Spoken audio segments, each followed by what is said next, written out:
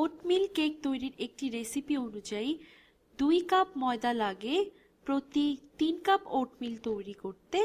যদি ওটমিল কেকের একটি বড় ব্যাচ তৈরিতে যদি 9 কাপ ওটমিল লাগে তবে সেক্ষেত্রে কতটুকু ময়দা লাগবে। রেসিপি বলছে রেসিপি অনুযায়ী 2 কাপ ময়দা লাগে।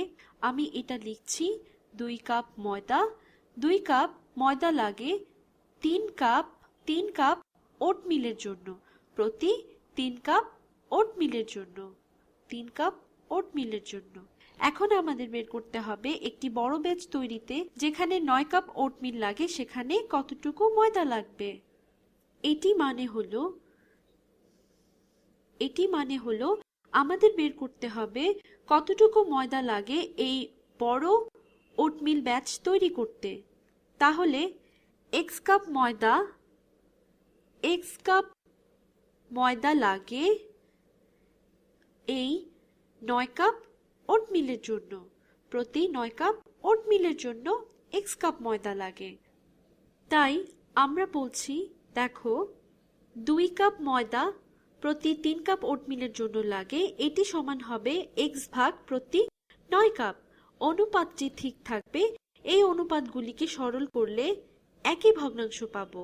এটা করার সবচেয়ে সহজ উপায় হলো আমরা এই কাপ ময়দা এবং কাপ ওটমিল বাদ দিয়ে চিন্তা করি এবং আমরা এটিকে একটি সহজ অনুপাতে সমস্যা হিসেবে দেখাতে পারি। সেটি হলো 2/3 সমান x ভাগ 9। এবং এটি করার সবচেয়ে সহজ উপায় হলো সমীকরণের উভয় পক্ষকে 9 গুণ করা। গুণ করার কারণ হলো ডান পক্ষে 9 আর 9 কাটাকাটি যাবার জন্য তুমি এটাকে এভাবেও দেখতে পারো, সমীকরণের উভয় দিককে 9/1 দিয়ে গুণ করা।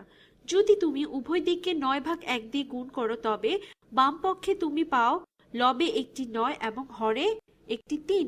তুমি উভয়কে 3 দিয়ে ভাগ দিতে পারো।